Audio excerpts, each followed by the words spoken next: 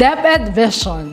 We dream of Filipinos who passionately love their country and whose values and competencies enable them to realize their full potential and contribute meaningfully to building the nation.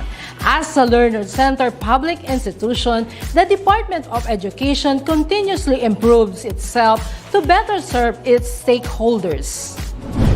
DepEd mission: to protect and promote the right of every Filipino to quality, equitable, culture-based, and complete basic education where students learn in a child-friendly, gender-sensitive, safe, and motivating environment.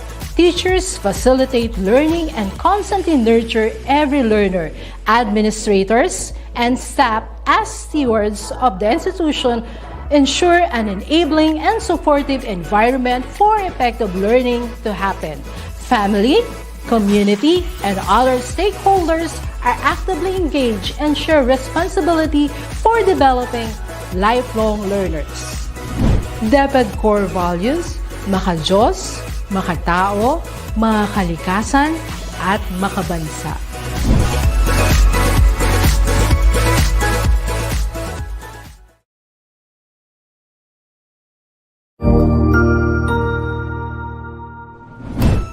Isang masayang pagbati na may ngiti sa aking mga labi. Naghahanap ba kayo ng makakatuwang sa pagre-review ng inyong anak? Meron yan sa DepEd.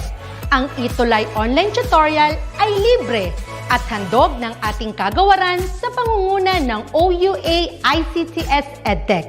Ito ay isang proyektong makatutulong sa mga mag-aaral, katuwang ang mga magulang o kasama sa kani-kanilang tahanan para masagutan at maunawaan ang mga modules. Hangad din ng programang ETUlay ang matulungan ang ating mga guro sa kanilang mga blended learning classes.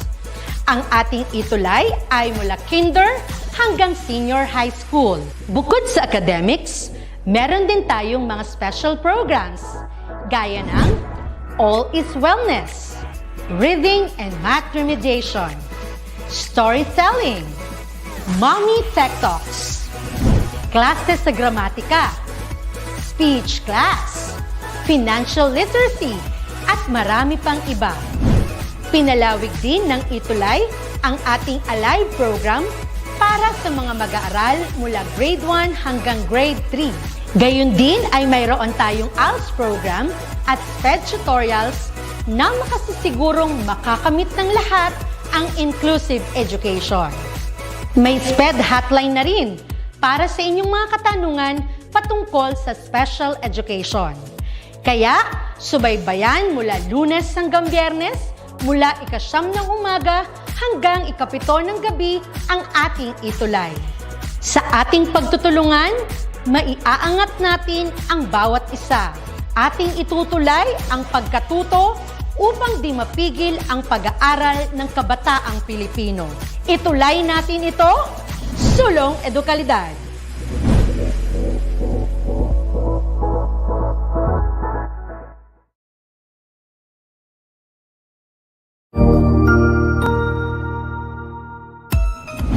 Mabuhay! Good day to all! I am your tutor Madge. Welcome to ETUlay, a free online tutorial, an initiative of the Department of Education, Information and Communications Technology Service, Educational Technology Unit, ICTS EdTech. This program is aimed at helping and assisting learners from kindergarten, senior high school, ALS, Alive, and SPED learners. Aside from answering the modules, the ETUlay is offering programs which you will surely look forward to. Together with our parents and teachers, the ETUlay will bridge the gaps where difficulty and ease meet in learning new knowledge and skills. So, let us prepare our modules, pen and paper. Ready your mind to see and hear worthwhile and interesting lessons. Let us now study and learn, together with our volunteer online tutors. Tara na!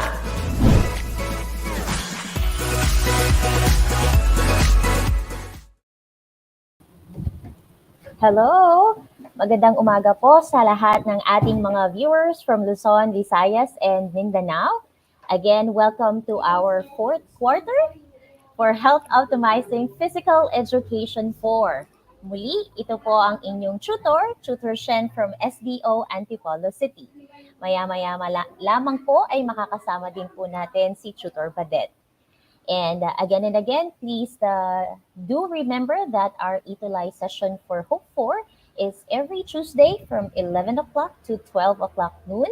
And please don't forget to like and share our DepEd ETUlay Facebook pages.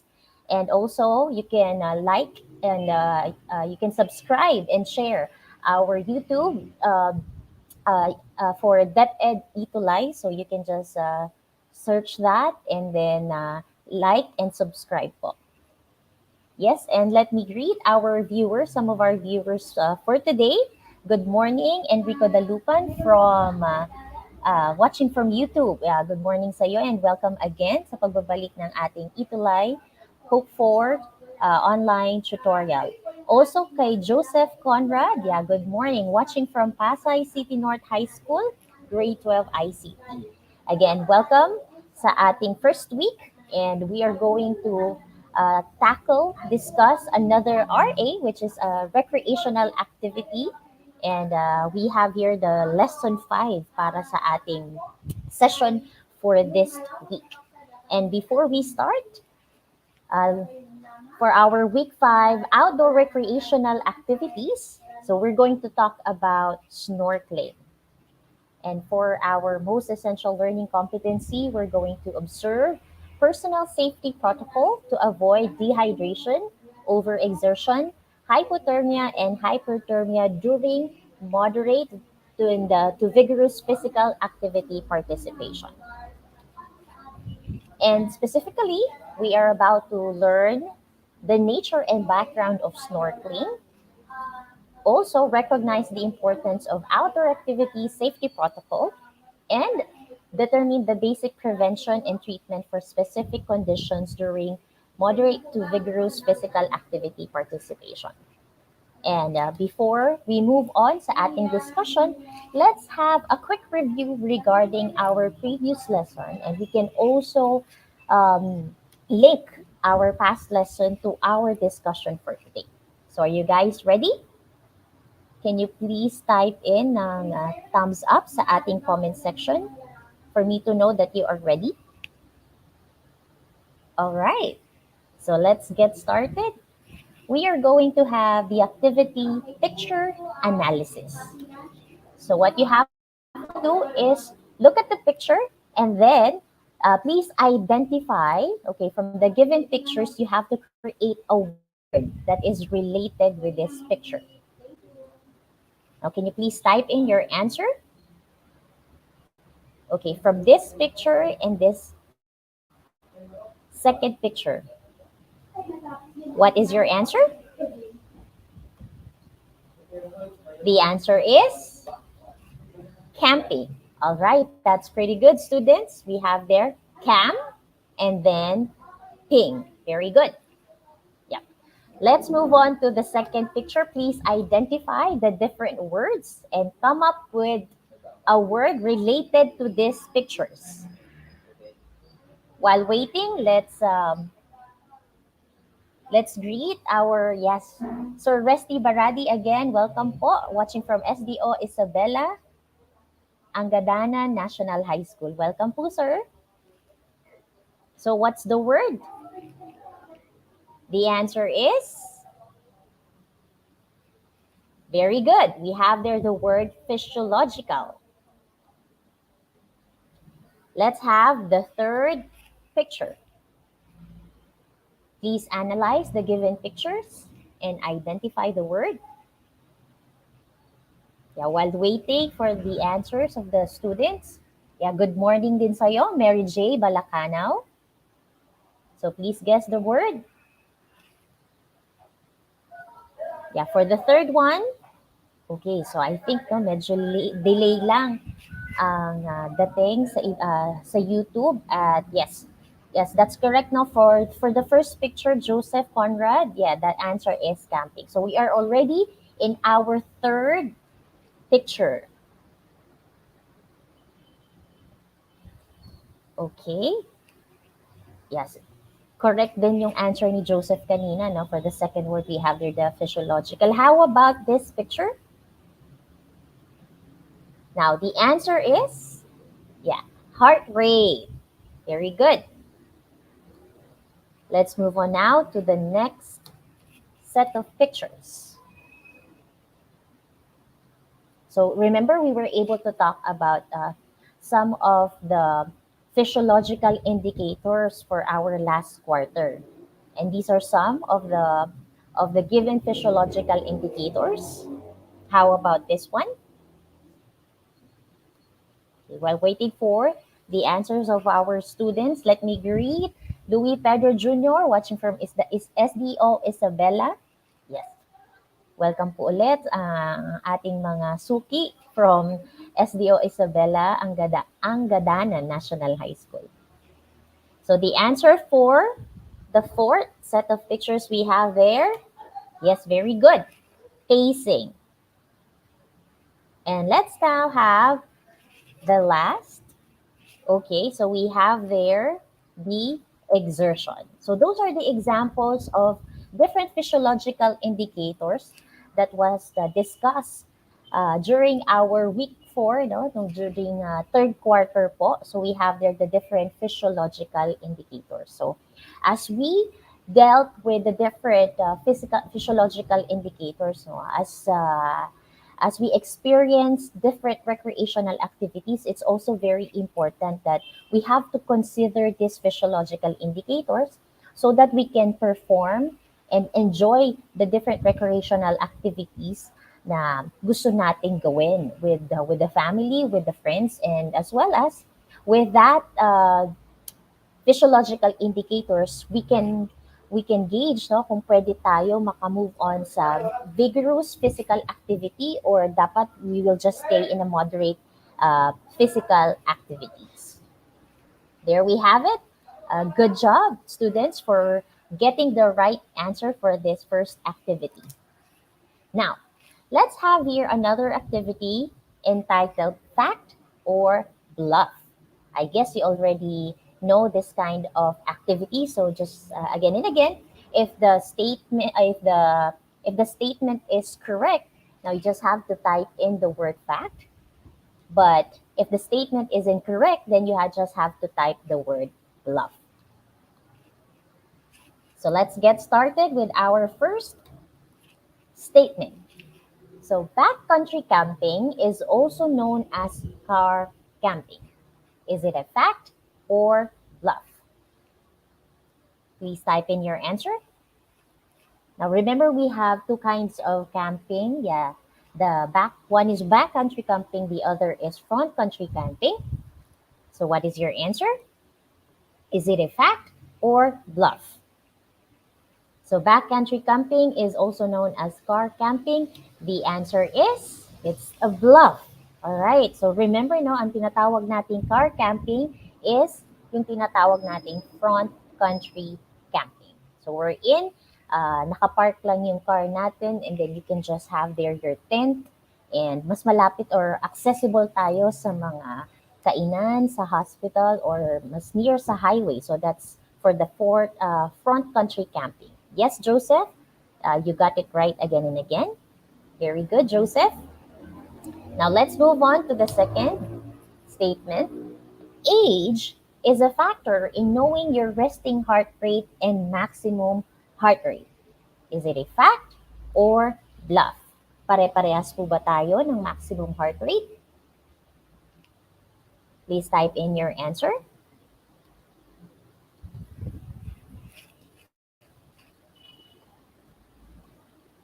Okay, so welcome Apple, Nicolas, and Jade Michael, and also Ednaline Lorenzo. Welcome po sa ating week 1 for fourth quarter Hope for ETUlay session. So for this statement, is this a fact or bluff? The answer is, yes, that is correct. It is a fact. So remember, no, we have there a formula as we get our maximum heart rate. So it's 220 minus your age. So very good, Angel May Adriano, for getting the right answer. And same thing with Mary Joy and Joseph. Good job, students. Let's have here the next statement. Pacing monitors or adjusts one's participation or effort through a scale. Is that a fact or bluff? Please type in your answer for number 3. Okay, so that's statement number 3. Hello din sa'yo, Dariel Agbayani. Again, watching from Angadanan National High School. Students, please type in your answer. Is it a fact or bluff? All right, very good. The answer here is bluff. So remember, no, with a scale, we have there the RPE o yung rate of perceived exertion. Remember, very famous din dyan yung Borg scale na tinatawag natin, no? So may scale ng 6 to 20, yung iba naman, we have there 1 to 10. So usually the maximum po, no, or masasabi natin vigorous ang intensity ng physical activity. For Borg scale, we have there the 20. Okay, sa iba naman, we have there the 10. Okay, let's have another one. Monitoring of heart rate will allow you to check on the transition of activities from moderate to vigorous intensity level. Is that a fact or bluff? What is your answer? My dear students, you can type in your answer sa ating comment section. While waiting sa inyong answer, let me greet Jaymar, Rocky Lacar, and Kasha Joy Sikian. So you can type in your answer sa ating mga viewers na kaka-participate lamang ngayon. So for this statement, is this a fact or bluff? And yes, there we have it. The answer is a fact. Okay? So makikita natin na as we deal or as we experience yung mga activities, no, the intensity level we can have there kapag sa moderate, if we think nasa normal pa rin naman yung breathing nyo as you do the activities, so definitely, or kapag dating din sa vigorous activity at kaya pa rin ng inyong ng heart rate, yung breathing rate nyo, then it's possible. So there we have it. Now let's have the last statement. Analyzing one's physiological indicators results in monitoring the impact of recreational activities participation to fitness level. So is this a fact or bluff? Now type in your answer. I think medyo delay lang, no, ang dating sa ating mga viewers, but yes, no, Joanna, and then Joseph, Mary Joy, Angel May, your answers are correct for the 4th statement. So how about this now for the last? For our number 5, type in your answer. Is this a fact or bluff? And the answer for this is yes, this is a fact. So as we engage to different recreational activities, no, it's really very important that you can analyze, no, your heart rate, your rate of perceived exertion, and your pacing. So syempre kapag ang pacing natin ay mas mabilis and ang ating heart rate ay breathing rate ay kayang-kaya nyo pa, as well as yung rate of perceived exertion ninyo, okay, well, mas mataas, umaabot kayo ng nasa level ng 19, 18, alright, then that could have an impact sa ating fitness level. Okay, good job students. The commendation po sa ating mga participants who got the right answer as we do the fact and bluff activity. Now, we have now the connect the dots activity. So again, let's link our past lesson sa ating present lesson for today. Now, since you cannot connect that particularly sa ating activity, you can just type in yung mga words, okay? There will be pictures that I will be showing you. Ito po yan, okay? And then, you just have to identify where we are going to connect now. We have there 2 words, okay? Our last lesson was about camping, and for today's lesson is about snorkeling. So let's connect the dots. You just have to type in ang inyong answer sa ating comment section. Wherein sa mga pictures na ito, which one is related o ginagamit sa camping activity and a snorkeling activity? Are you guys ready? Okay, type smiley nga po sa ating comment section for me to know na ready na po kayo para sa ating activity. All right, thank you. Thank you for that responses. Now, let's start with camping. All right? Now, ano po kaya sa mga pictures na yan ang related, ginagamit if we participate in a camping activity? Type in your answer sa ating comment section. Yeah, for the first, okay, we can have there, yes, a tent. We can use that as our temporary shelter during our camping activity. Very good. Okay, so very good sa ating mga students na nasabi na ang lahat ng answers for camping. Okay. And yeah, Angel May, kay Joseph Conrad, and then Mary Jo. Yes, tama po ang inyong answers. Okay, let's have your 4 snorkeling activity muna. Okay, can you please type the word which is connected, related, and can be used in a snorkeling activity? Very good. Yes, we have there goggles. Good job, students. Okay. Let's have here for camping flashlight. Yeah, that is correct, no, Joanna. Nasabi na ni Joanna ang lahat din ng answers niya. Okay. How about for snorkeling activity? Yes, that's right. We can use, yeah, we have there the snorkel, a breathing tube as we swim underwater. Last one po para sa camping. Although yung iba nun, they were able to give na their answer. Yes, we have there the bag or the camping bag. And ang natitira na lang po, we have there the swimming fins. Yes, very good. So tent, flashlight, and then bag for Ethel Jane. Yes, that is correct. Yeah. A wonderful answers from our students today. Yes, so those are some of the equipment that we can use when we participate in a camping or snorkeling activity. Yes, tama rin no, Joseph. No, aside from swimming fins, yeah, swim fit, okay, yan din yung mga other terms for that particular equipment. Okay, now as we identify the different equipment used for camping and snorkeling activity. Now I want you to complete naman itong open-ended statements natin. No? So for us to know ano yung pagkakaiba at yung pagkakaparehas nitong activity na ito. Let's have here number 1. Please complete the sentence.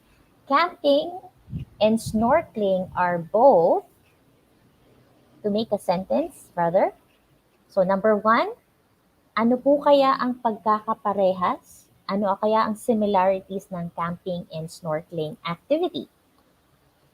Please type in your answer.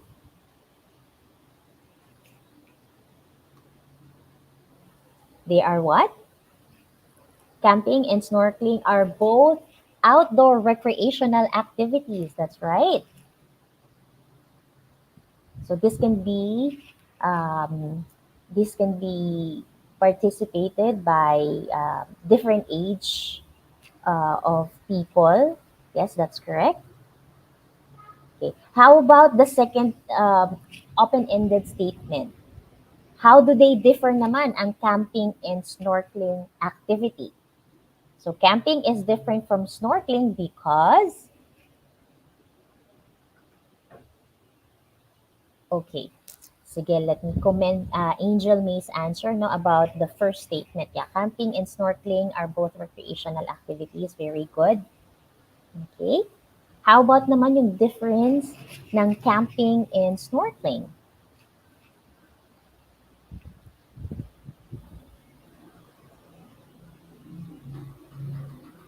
All right. What is your answer?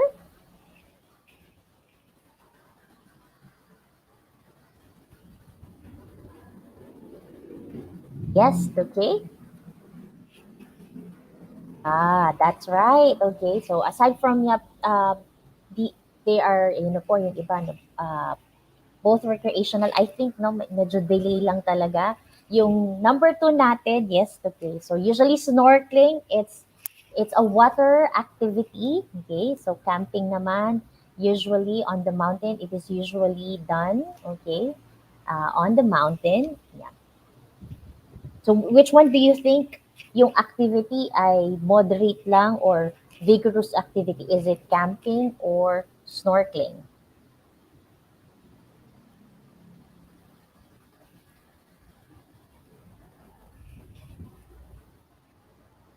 Okay, camping is a land activity. Very good, Angel May.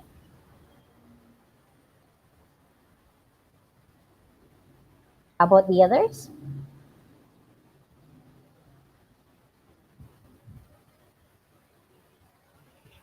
All right.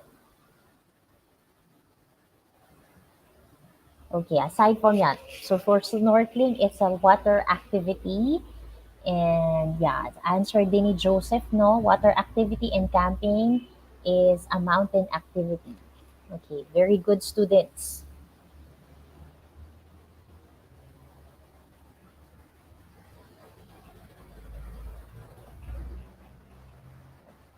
So you can just type in pa kung ano yung mga or ilagay sa inyong notebook what could be the similarities and difference between a camping and snorkeling activity, and later on sa discussion natin no you can have you could learn deeply ano kaya yung mga ano kaya yung nature and background ng snorkeling activities.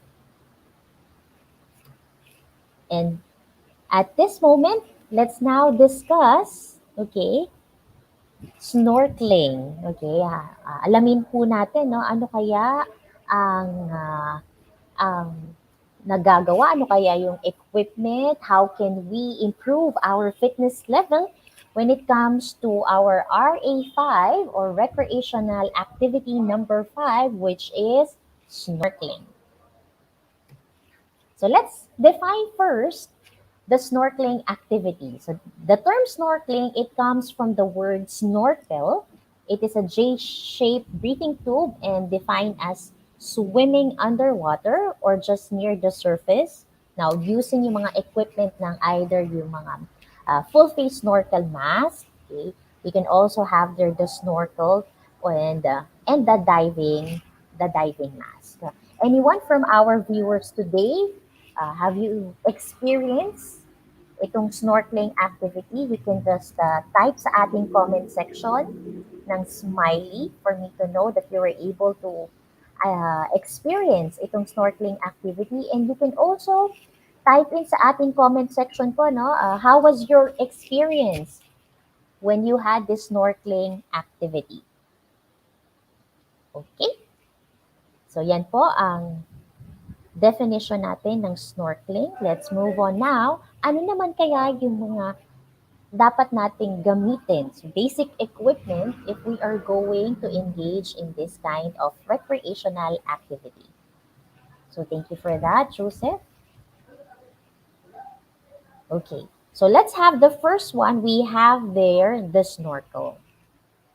So ang snorkel, it is a device used for breathing air from above the surface when the wearer's head is facing downwards in the water with the mouth and the nose submerged. So as we can see, no, sa paggamit natin ng snorkel, ito yung, this kind of equipment, no, it makes it possible para makahinga tayo at the surface as our face is submerged in the water.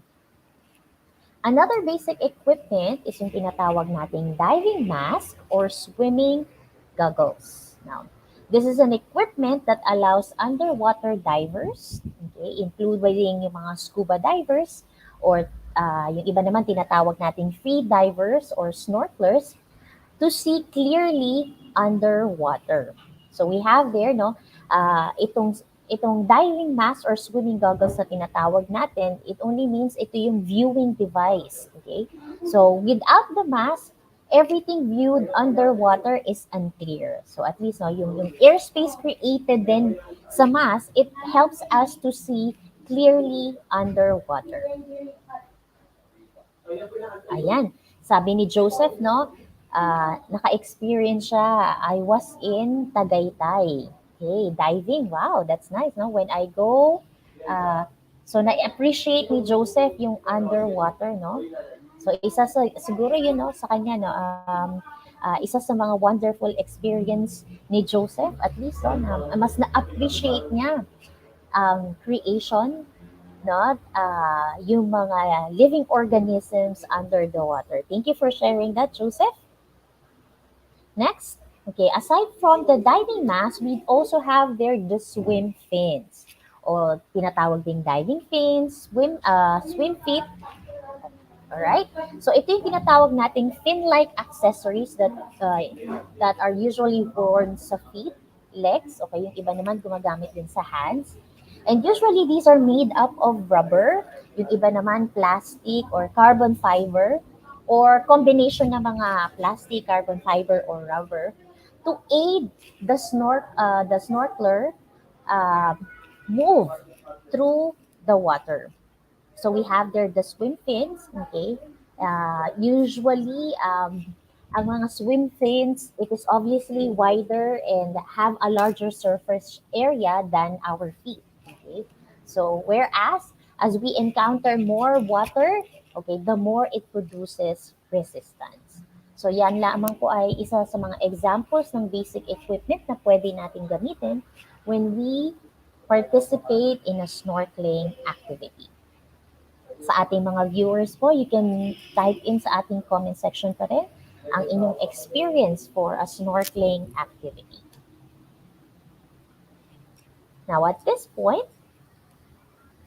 alamin naman natin ano kaya ang mga benefits ng snorkeling activity. So, particularly, physically, it can be physically, emotionally, mentally. So, for the first one, we have here stress reliever.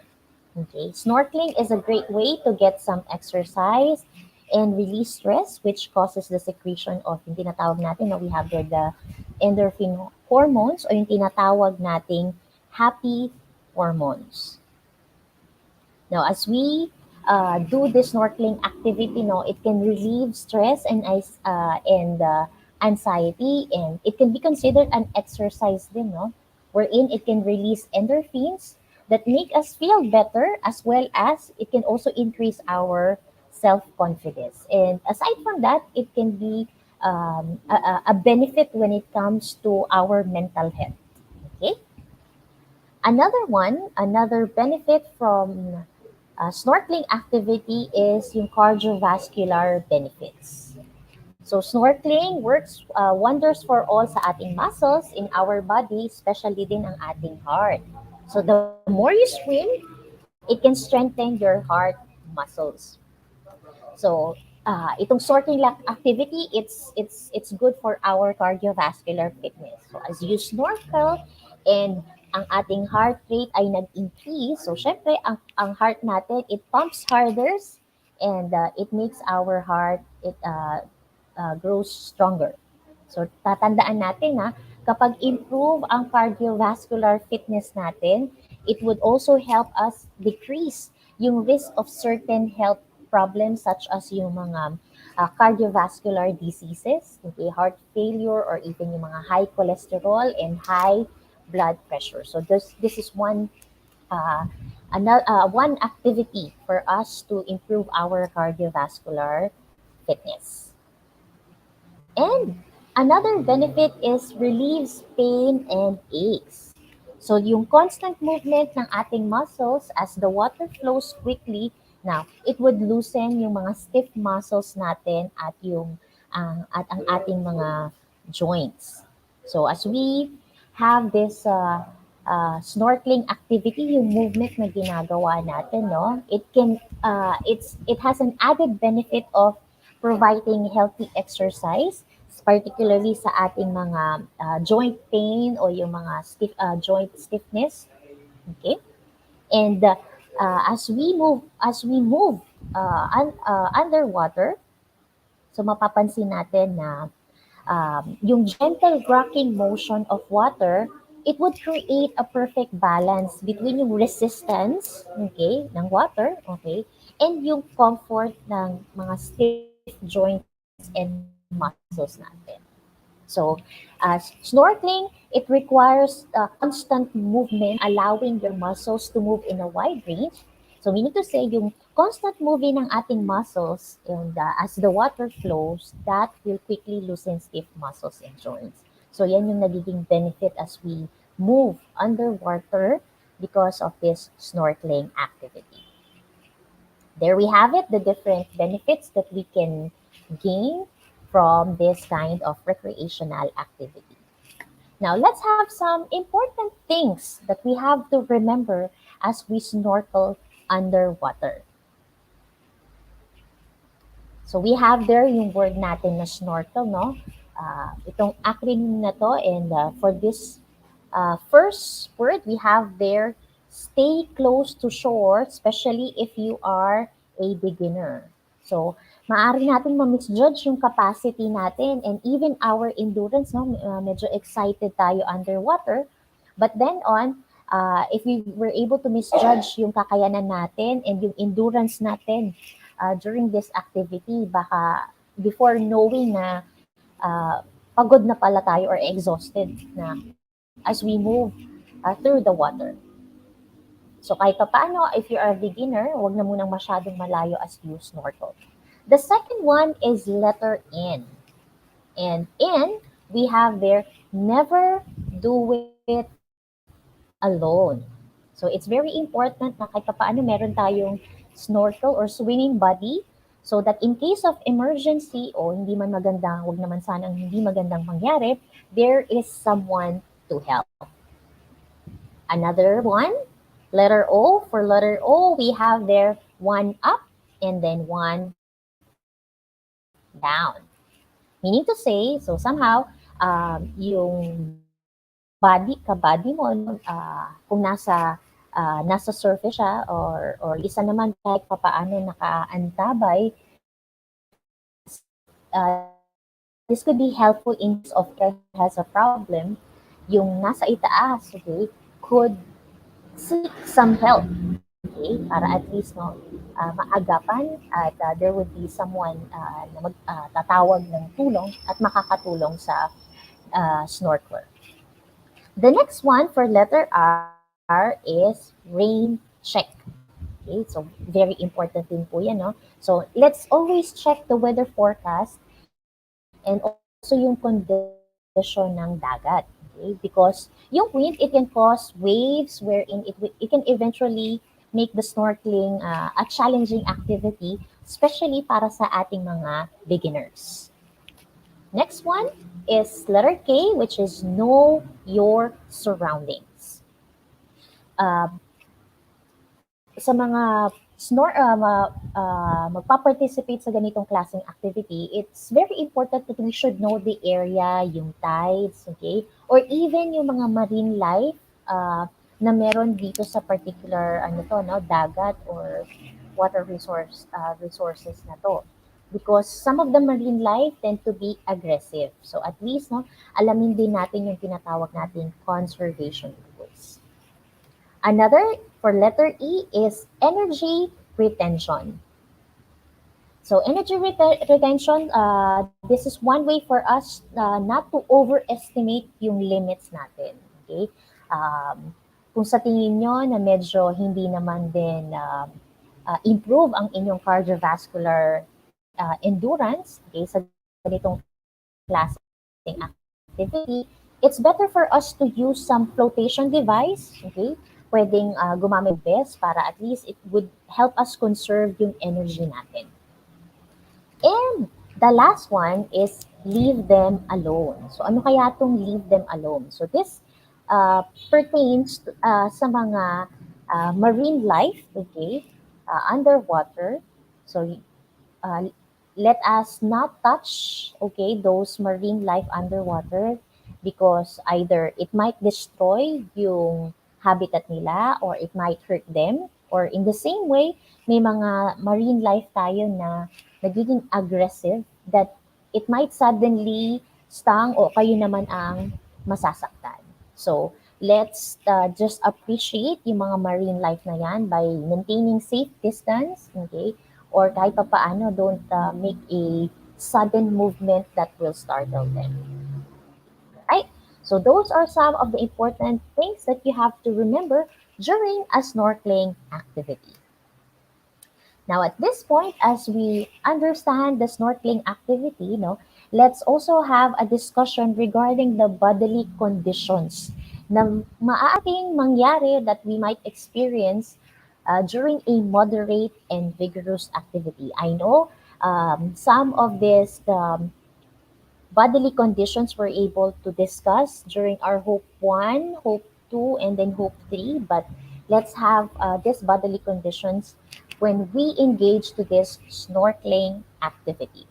So again and again, we have there the first one is the dehydration.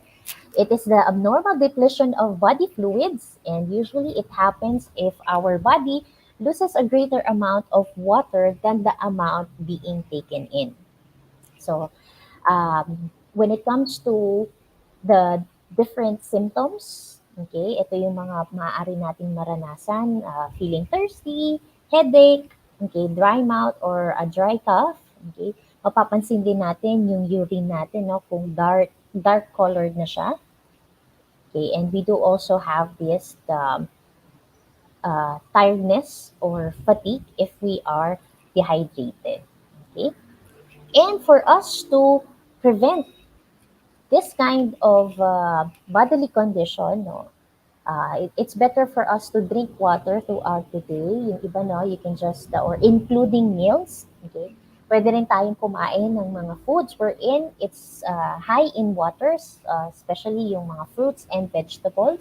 And as we engage to this kind of recreational activity, better na mas inumin na lang natin yung water rather than a soda, alcohol, or caffeinated drinks. And the last prevention is you could be able to check your yung inyong urine. Okay, so usually light colored siya, no, kapag if we are still hydrated. So definitely kapag to prevent this, we just have to ano po, no, increase ang ating water intake. So just in case, no, yan po ang ating first aid treatment, increase ang ating water intake, and somehow you can pag ano na no, you are feeling headache, okay, you have a headache already and tiredness, so better to loosen yung tight clothing ninyo and remove unnecessary clothing. And pwede rin, no, it can better we can because of the extreme heat, okay, we can replace that with electrolytes. So yung mga iba na mga tandaan natin ang electrolytes, these are minerals in the blood such as sodium and potassium that help us that helps our body regulate ng mga body fluids. Pwede rin naman tayong, aside from na binibili natin mga electrolyte drinks, we can make our homemade electrolyte drinks wherein some examples lang, for example, is from, instead of buying Gatorade, no, we can use sa bahay natin, for example, we use cups of water, 1 1/2 or 2 cups ng water, lagyan natin siya ng juice of lemon, or you can use orange, whatever one is or ano man yung choice nyo, 1/2 ng juice ng lemon. Then dagdagan lang natin siya ng salt, either 1/8 or 1/4 teaspoon. Okay? And yung iba naman gumagamit din ng honey. So that's already an example of an electrolyte drink.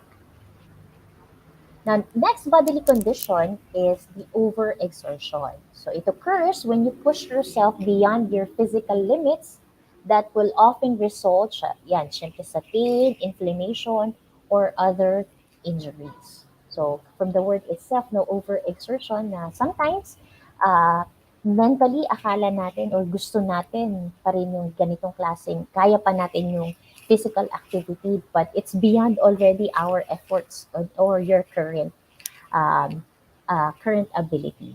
Somehow, we can also experience overexertion kapag repetitive naman or walang rest, no? As we engage to physical activities, whatever physical activities it is, no? Better pa din na there would be a 1 day or 2 days rest depending sa inyong kakayahan, yung adjustment and bodily condition din yung, ninyo. So, with that, no, overexertion, mapapansin natin yung signs and symptoms if we're already experiencing such pain, okay? Or yung, meron din yung overuse injury na tinatawag natin. Again and again, if it's overuse, that's a repetitive strain injury, okay, that develops slowly over time. But we can prevent this kind we can prevent overexertion by means of, yeah, it's very important that we do warm up activities. Remember, students, no, if we do such warm up activities, alam natin that there are different kinds of warm up activities. It can be some dynamic stretchings or static stretchings, but it's very important na kung ano man ang klase ng physical activities ninyo, okay? Kung it's more of ang kind of activity is cardiovascular endurance or mas nagagamit ang muscular strength, then we should provide some warm-ups, okay, na related na sa cardiovascular endurance, okay, or either for muscular strength para um, mas na-prepare natin ang katawan with a strenuous activity or challenging activity. Also, you can some take breaks every 30 minutes, okay? And minsan, no, nakakalimutan natin, if we lift heavy objects, no, ang ginagamit natin is yung back natin, no. It's better that we, ano to, no, mag-bend tayo, okay? We lift heavy objects using our legs. We bend, okay, before we lift a heavy object.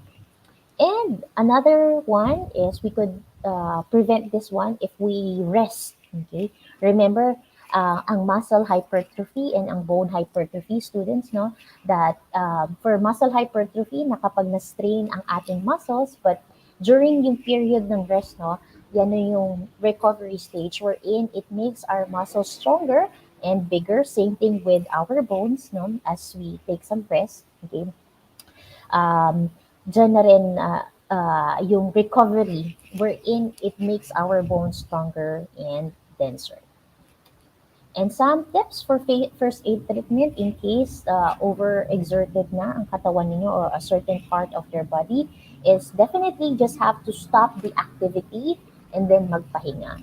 Others, no, pag nakakaramdam na tayo ng pain, you can have here the ice or heat compress sa specific muscle and joint wherein stiff na siya or you experience those muscle soreness.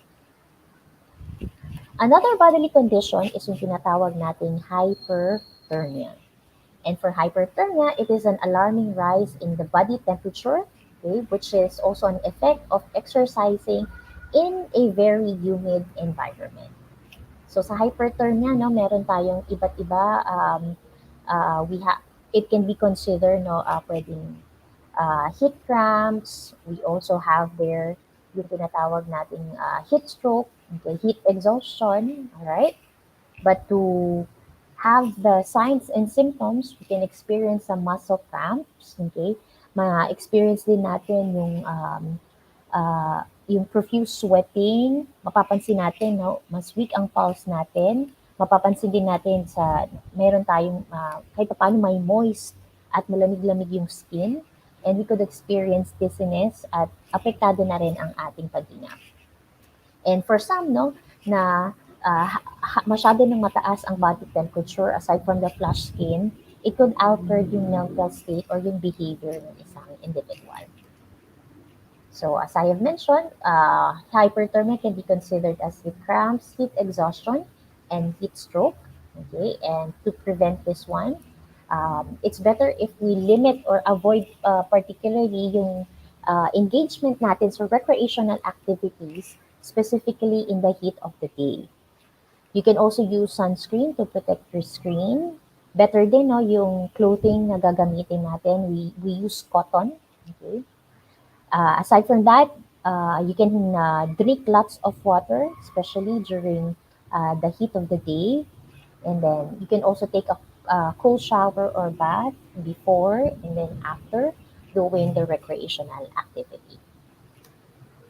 So such first aid treatment, maaaring mag-iba-iba yan, no? For example, for heat cramps, okay, since we can feel some muscle cramps, okay, you just have to gently massage yung muscles wherein you experience these muscle cramps, okay?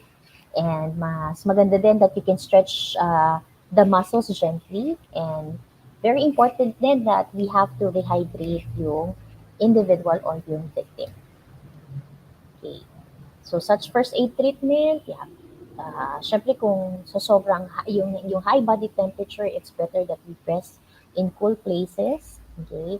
Yung mga cooling measures, it's either you use some fans and then we also have to loosen clothing. Alright, so this is the first aid treatment. As we have mentioned, get the victim out of the sun and uh, he should rest in the coolest possible location. Pwede rin naman, no, you can just apply ng ice pack sa armpit, sa neck, sa back, sa groin. Okay. Better then na as you loosen yung clothing, elevate yung feet. So yung paggamit natin ng mga cooling measures such as fan or handheld fans, yeah, para mas maging presko ang pakiramdam ng victim. Now, another one is we have there the hypothermia. That's the opposite of hyperthermia. Kung ang hyperthermia is an alarming rise ng body temperature, we have there the hypothermia, wherein it is a condition of having an abnormally low body temperature, okay, and it is caused by cold, wet, or windy weather, okay, wherein it cools the body at a rate wherein faster naman sa body natin wherein it can produce heat. Okay, so that there you have it for the hypothermia. So usually, ang hypothermia, that's a prolonged exposure sa very cold temperature. Okay, and mapapansin natin, our body begins to lose heat faster than it produces. So what could be some of the signs and symptoms? So we can experience dizziness, nausea. Some know they have difficulty in speaking that causes them to have slurred speech. And then we experience a weak pulse. So if we have this kind of signs and symptoms, such prevention would be very important. We have to check the weather. No? Some people, yung mga tinatawag nating lamigin, no? Madali silang lamigin. Alright, so very important that you have to check the weather. Next one, layering clothing to trap multiple layers of air. Okay, so mas maigi na you use a jacket, or usually ang lamig kasi, no, specifically mas ramdam siya sa neck, sa kamay, and even sa ating feet, right? So even sa ears. Okay, so better to use some protection sa that particular body part. So what would be some of the first aid treatment if a victim is already experiencing hypothermia?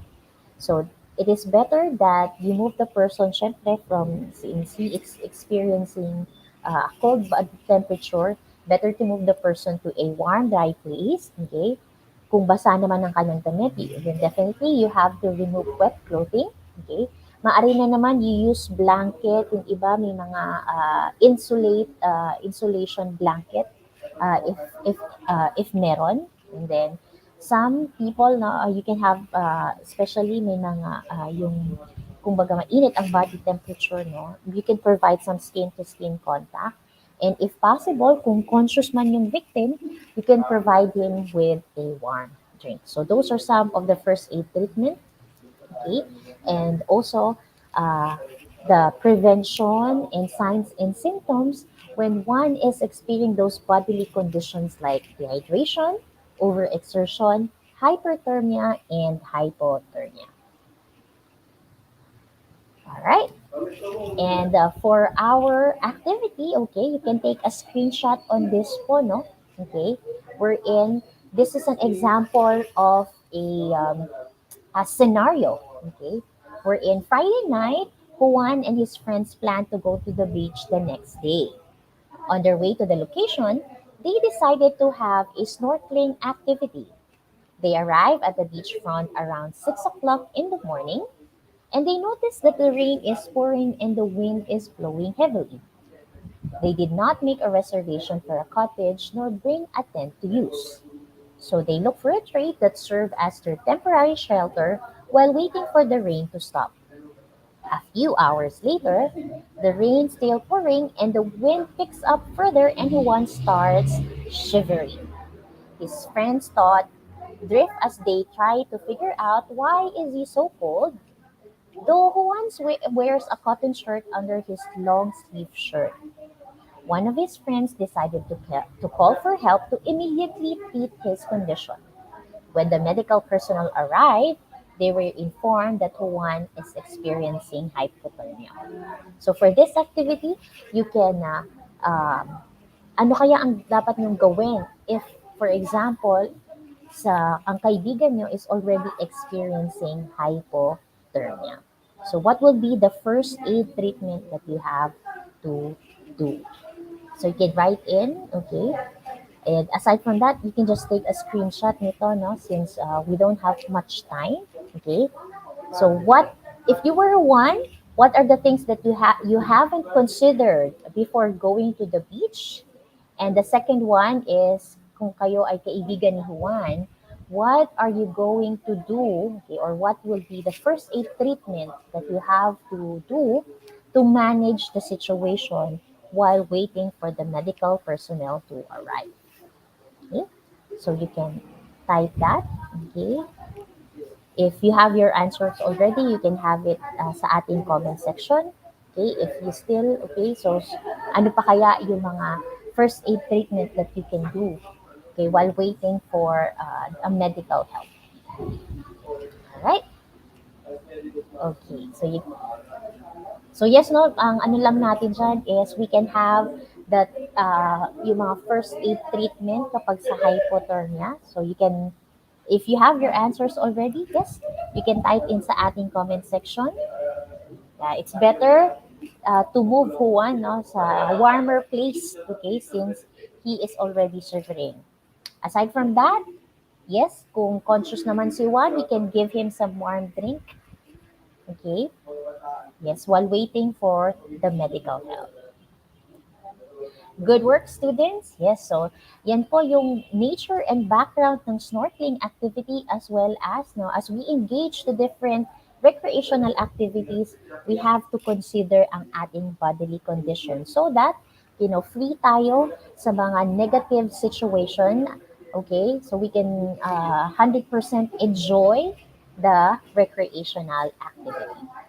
So there we have it, ang ating first week lesson for our fourth quarter. All right, yes. And thank you sa ating mga participants for today. If you have some comments and suggestions, please do email us at edtech@deped.gov.ph. So muli, this is your Tutor Shen. Okay, next week, maaaring makasama na natin si Tutor Badet. And magkita-kita po tayo muli next week, same time, Tuesday at 11 o'clock to 12. And please do remember, be tougher than your excuses, dare to be free. Salamat po for tuning in, and again, see you again next week para sa ating mga may kapatid na grade 1 learners po. Okay? So, antabayanan ang English 1 at 1 o'clock. See you again next week, and keep safe, everybody. God bless.